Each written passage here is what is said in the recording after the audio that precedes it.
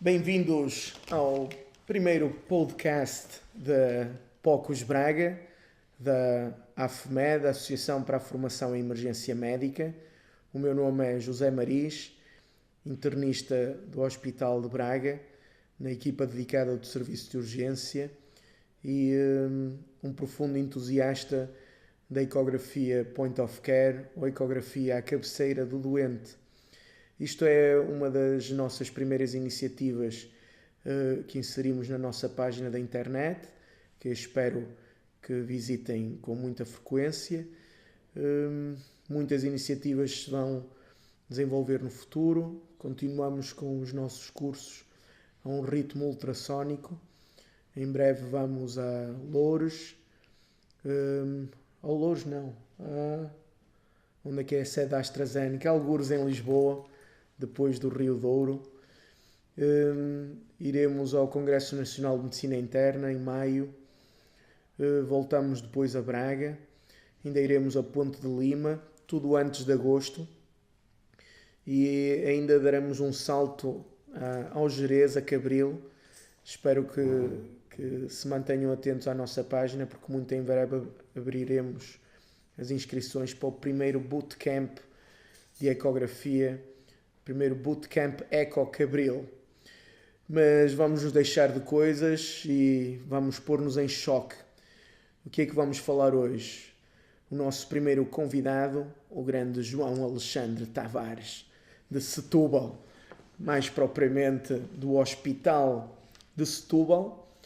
O João foi nosso interno na nossa unidade de cuidados intermédios e veio de propósito de lá de baixo aqui para o Minho praticar e aprender um pouco mais de ecografia e partilhar aquilo que ele muito já sabia e aplicar na prática clínica que tem feito diariamente. E para compreender a ecografia Point of Care, é claro que temos que entender como usar os aparelhos, usar a sonda, mas isto só faz sentido com o contexto clínico. Como sendo o quinto pilar do exame físico, a ecografia Point of Care é uma extensão dos nossos sentidos e tanto mais é importante nos quadros de choque, como o João nos vai falar. E então, João? Olá Zé, obrigado por este convite, realmente é um orgulho fazer parte deste POCUS Braga e poder estar presente neste primeiro podcast que vamos fazer, porque o objetivo é mesmo esse, não é só aprender, é depois partilhar um bocadinho daquilo que aprendemos e tenho aprendido muito, certamente, aqui nestes 3 meses. Mas para não nos alongarmos muito, eu trago aqui este trabalho, vamos falar um bocadinho da utilização da ecografia à cabeceira do doente, ou EcoCD, como vão ver daqui para a frente na apresentação, na abordagem do choque num doente no serviço de urgência. E, portanto, todos nós sabemos que o choque é um estado de hipóxia celular e tecidular que resulta muitas vezes de uma diminuição absoluta ou relativa da entrega do oxigênio, de uma deficiente perfusão dos tecidos ou de uma incapacidade do organismo de utilizar de forma eficaz este oxigênio. Isto acontece destes três fatores. E o rápido reconhecimento e instituição de medidas terapêuticas adequadas nos doentes em choque, seja ela qual for a causa, mostrou diminuir a mortalidade. Existem vários estudos publicados ao longo dos últimos anos que mostram esta realidade. Portanto, em relação a isto não há dúvidas. E a utilização da ecografia à cabeceira do doente mostrou realmente ter um papel importante na rápida avaliação dos doentes em choque, cuja etiologia não está completamente determinada numa primeira avaliação, nomeadamente de forma a avaliar potenciais causas reversíveis e melhorar a capacidade de diagnóstico desta hipotensão de causa indeterminada.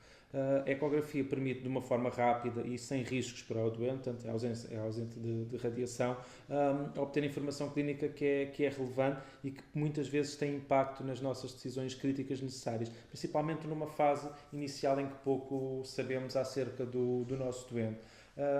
Existem já recomendações, nomeadamente da Sociedade Americana de Ecocardiografia e do Colégio Americano de Medicina de Emergência, que em situações clínicas como casos de dispneia aguda, de dor torácica ou de choque no serviço de urgência, está recomendada a utilização da ecografia à cabeceira do doente. Portanto, os americanos estão já um pouco à nossa frente, mas nós pretendemos precisamente seguir estas pisadas, porque achamos que a ecografia à cabeceira do doente é realmente uma mais-valia na nossa prática clínica diária, nomeadamente no serviço de urgência.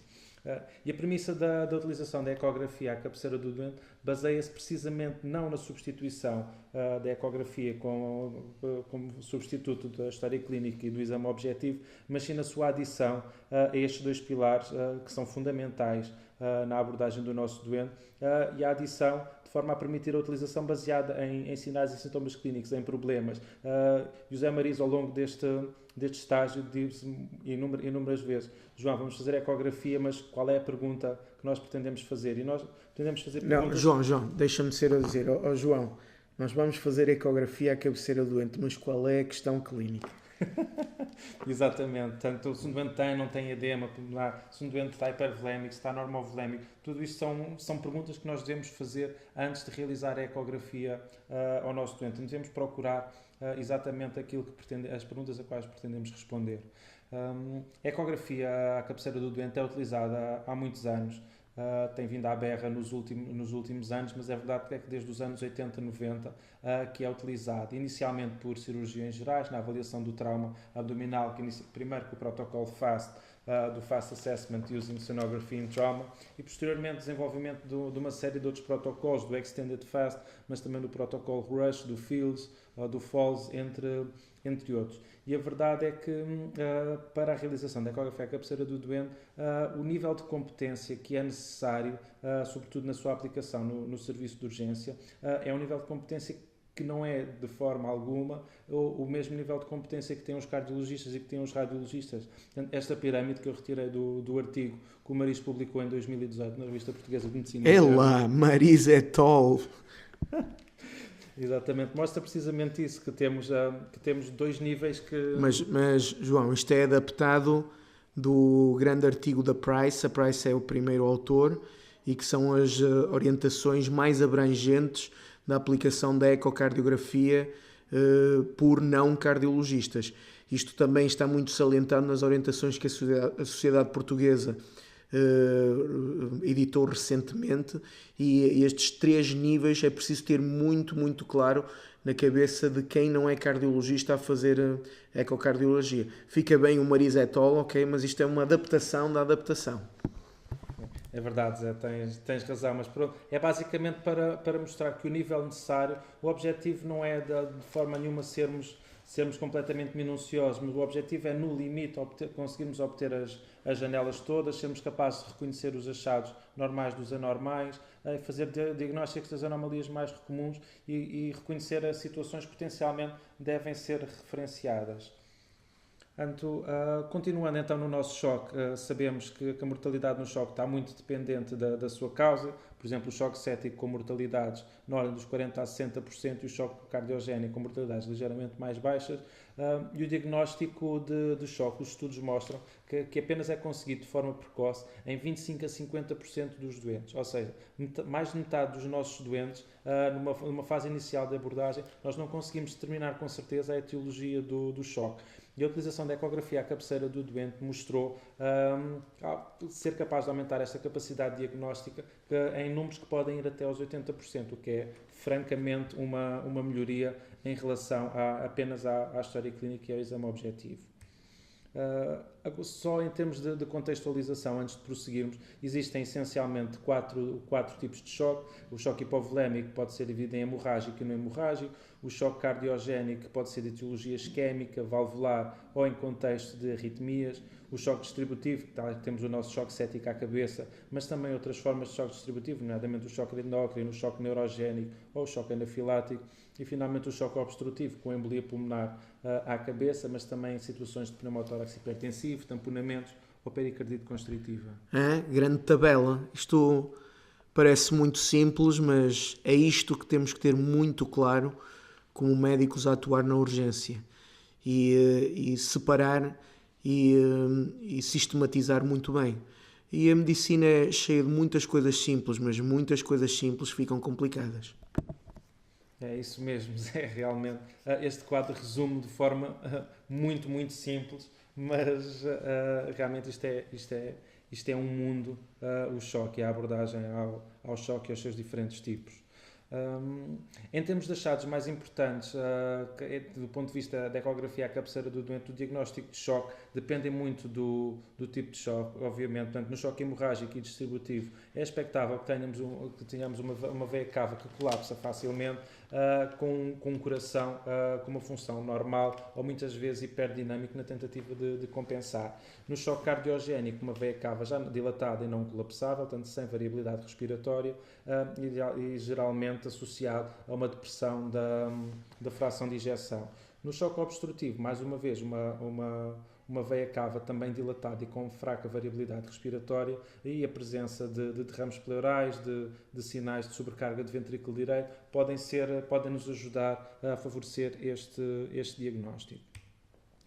Como falei ainda agora, existem realmente muitos protocolos no que diz respeito à utilização da ecografia à cabeceira do doente, e este slide mostra precisamente isso, de vários protocolos que foram desenvolvidos ao longo dos anos e do qual gostávamos todos de salientar o protocolo RUSH como aquele que é eventualmente mais abrangente na abordagem dos doentes em choque, e é neste protocolo que nos vamos focar no que resta desta apresentação.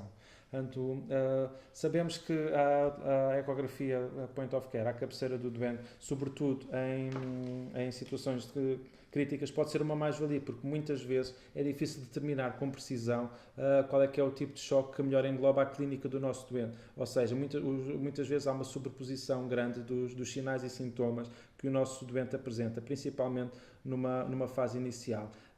Daí as vantagens da utilização da ecografia à cabeceira do doente, precisamente nesta marcha diagnóstica, como um extra na nossa abordagem. E foi com essa premissa que Pereira e os seus colaboradores desenvolveram o protocolo ou exame RUSH, que se assenta numa abordagem ecográfica em 3 passos. Num primeiro passo, uma avaliação da bomba, no segundo passo, a avaliação do tanque, e no terceiro passo a avaliação dos canos. Portanto, isto engloba a parte cardíaca, a parte pulmonar e a avaliação da parte vascular e de membros inferiores. Andas tu a estudar medicina estes anos todos e depois viras um pichileiro. Olha, eu assim perco a concentração, isto assim não dá. Portanto, aqui um bocadinho mais destrinçado, portanto, no primeiro passo, pretendemos fazer uma avaliação ecocardiográfica limitada, procurando essencialmente os 3 achados major: a presença ou ausência de derrame pericárdico que seja clinicamente significativo, avaliar a contratilidade global do ventrículo esquerdo e o tamanho relativo das cavidades direitas e das esquerdas, nomeadamente em termos de dilatação das aurículas, e fazendo a comparação do ventrículo direito com o ventrículo esquerdo. No segundo passo, fazemos a avaliação do tanque. No fundo, passa pela avaliação do volume intravascular efetivo, através da determinação do calibre e da variabilidade respiratória da veia cava inferior, eventualmente com uma avaliação das veias jugulares, integrando, idealmente, a ultrassonografia pulmonar, nomeadamente para a pesquisa do pneumotórax e do edema pulmonar e derrame pleural, e eventualmente em situações de suspeita de trauma, o encaixe do FAST ou do Extended FAST para a exclusão do líquido livre intraperitoneal. E finalmente acabamos com a avaliação dos canos, que no fundo passa pelo perceber se existe ruptura, se existe dilatação, se existe obstrução de algum dos vasos de grande calibre, nomeadamente dilatação, disseção ou ruptura da aorta torácica e abdominal, e ver a compressibilidade das veias dos membros inferiores, sobretudo a nível femoral e hipoplíteo, onde se localizam as principais tromboses venosas, muitas vezes associadas a situações de tromboembolismo pulmonar. Este quadro, retirado diretamente do artigo original, mostra realmente, tal como tínhamos visto há pouco, consoante o tipo de choque, os achados mais relevantes. E podem parar aqui a apresentação e olhar realmente para este quadro, mas vamos desenvolvê-lo ao longo do restante desta apresentação. Em termos da avaliação da bomba, fundamental as quatro janelas cardíacas mais importantes, portanto, parasternal, eixo longo e eixo curto, a apical de 4 camas e finalmente a subxifoideia, que permite-nos ter uma avaliação global, por exemplo, em parasternal, eixo longo, verificar o tamanho do ventrículo direito, verificar a abertura da válvula mitral e a excursão do folheto anterior, que em situações de função cardíaca preservada se sabe que se aproxima a menos de 1 centímetro ou eventualmente até toca na parede do ventrículo.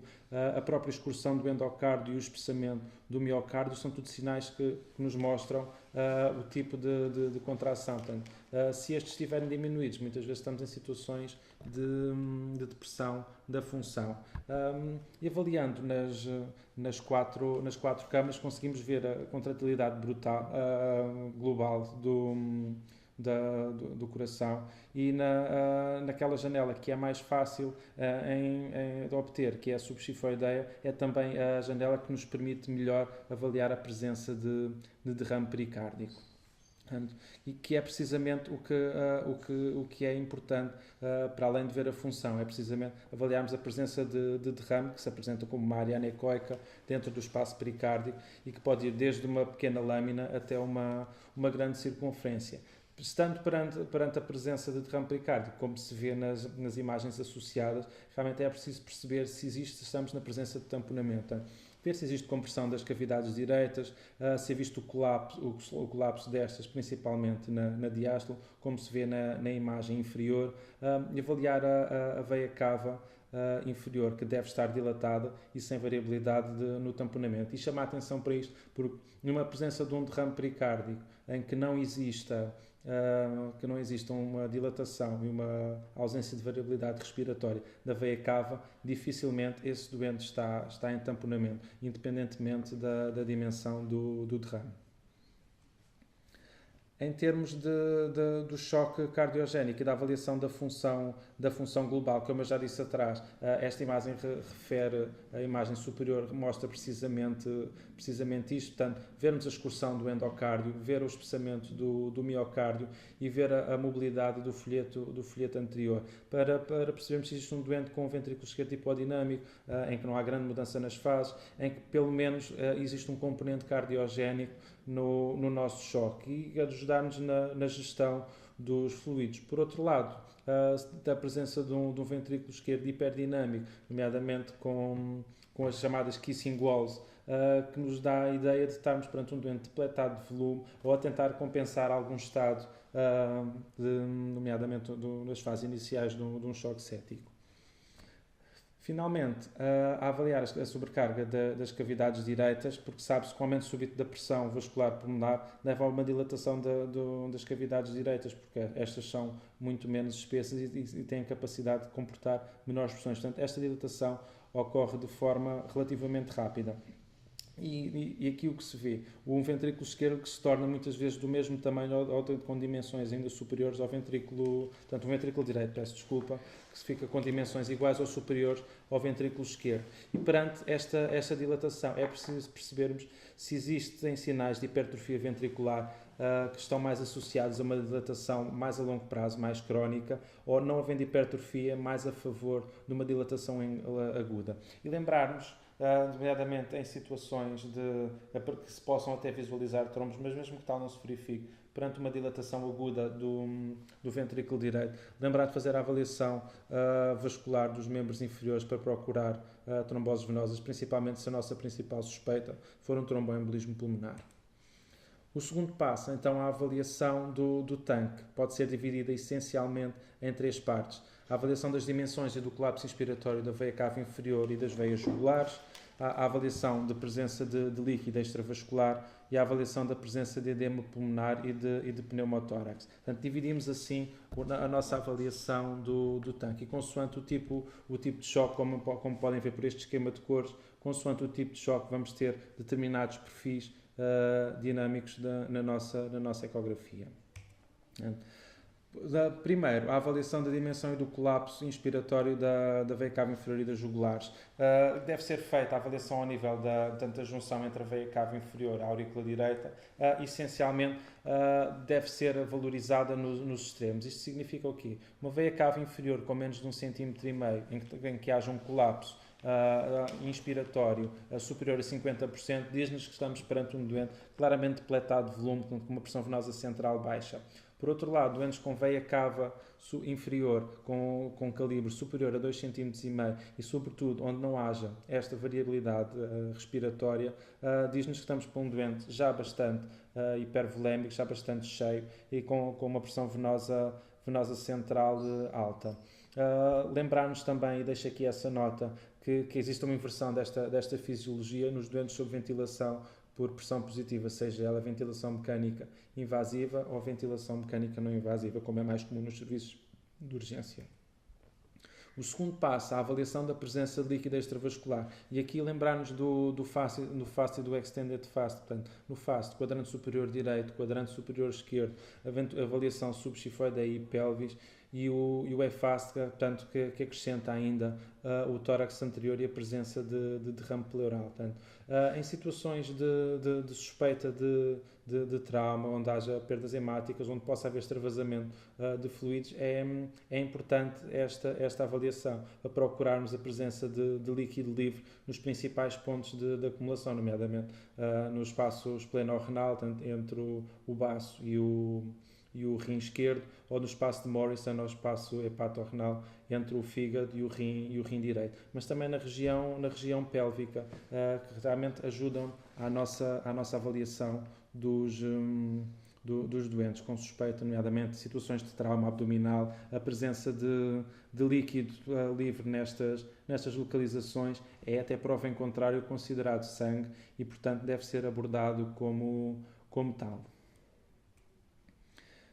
Finalmente, o terceiro ponto é a avaliação da presença de edema pulmonar e de pneumotórax, e para isso temos que ter noção daquele que é o padrão A, o padrão pulmonar normal, em que existe deslizamento pleural e existe presença de linhas A. Não vamos perder aqui muito tempo, porque todos vocês certamente já saberão o básico da ecografia, nomeadamente no que diz respeito ao padrão A, padrão A', padrão B, que são os padrões mais frequentes. Portanto, pesquisar a presença de pneumotórax, portanto, não existindo deslizamento pleural, podemos até pôr em modo M e ver se temos o sinal da estratosfera e ter a presença de linhas A. Mais a favor, com maior especificidade para a presença de pneumotórax, será o ponto pulmonar, que no fundo é uma zona de transição entre um padrão A e um padrão A'.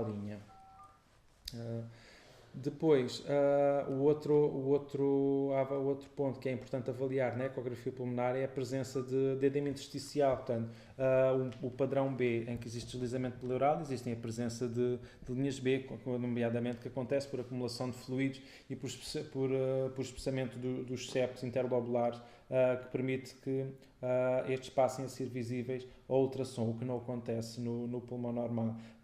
Estes sinais não são específicos, mas tendo em conta a clínica do nosso doente, dirigem-nos sobre se este edema é realmente um edema de etiologia cardiogénica, se é mais a favor de um edema inflamatório. Portanto, daí a importância de realizarmos a nossa ecografia sempre com base na clínica do doente e sempre para responder às nossas perguntas e não de forma isolada.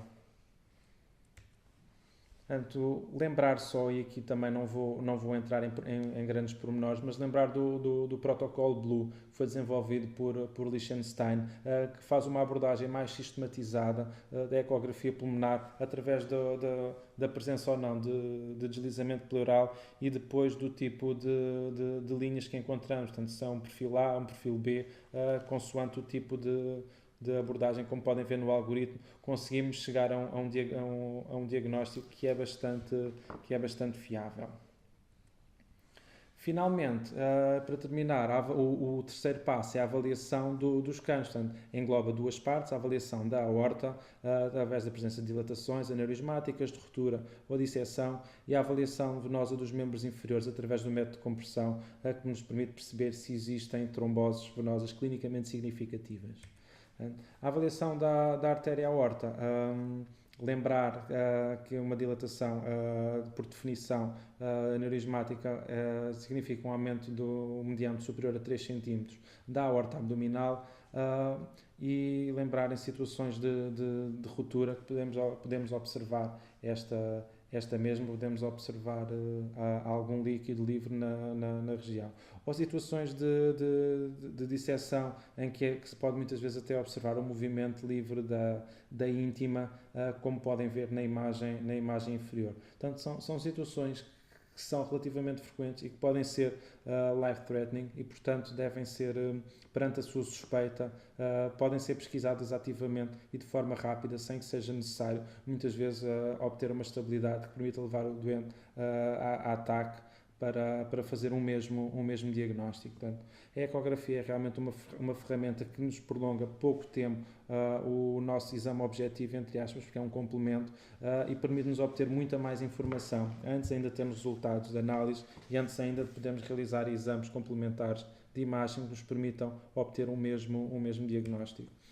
Finalmente, a avaliação venosa dos membros inferiores, através do método de compressão, precisamente porque se sabe que a maioria dos tromboembolismos pulmonares é originada a partir de tromboses venosas profundas, e que a maioria, e com este método permite-nos diagnosticar as principais, a maioria das tromboses venosas proximais, nomeadamente femorais e hipoplíteas, que são as mais significativas. Tromboses mais distais, a sua significância clínica é no mínimo mais duvidosa.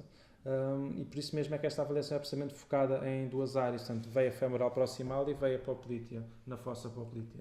Portanto, temos aqui agora o resumo neste slide, o resumo daquilo que é o protocolo RUSH, e que podemos, de forma relativamente rápida, em apenas alguns minutos, realizar, e que nos permite obter uma quantidade de informação que é realmente uma mais-valia na abordagem do nosso doente em choque. Zé, não sei se tens alguma pergunta, queres fazer algum comentário antes de encerrarmos esta apresentação? João, muito obrigado. 20 minutos, 25 minutos de um tema em que podíamos estar horas e fazer seminários atrás de seminários. É verdade. Um excelente resumo. Claro que os autores do RUSH muito ajudaram. Faço logo a primeira pergunta. Aqui tens que trocar de sondas ou podes fazer tudo com a mesma sonda? É assim, sobretudo em condições de um doente instável, facilmente conseguimos fazer a grande parte desta avaliação com uma única sonda, com a sonda curvilínea. Isto porquê? Porque com a sonda curvilínea conseguimos obter uma boa janela subxifoideia, portanto permite-nos avaliar grosseiramente a função cardíaca, verificar se há a presença de líquido, tanto de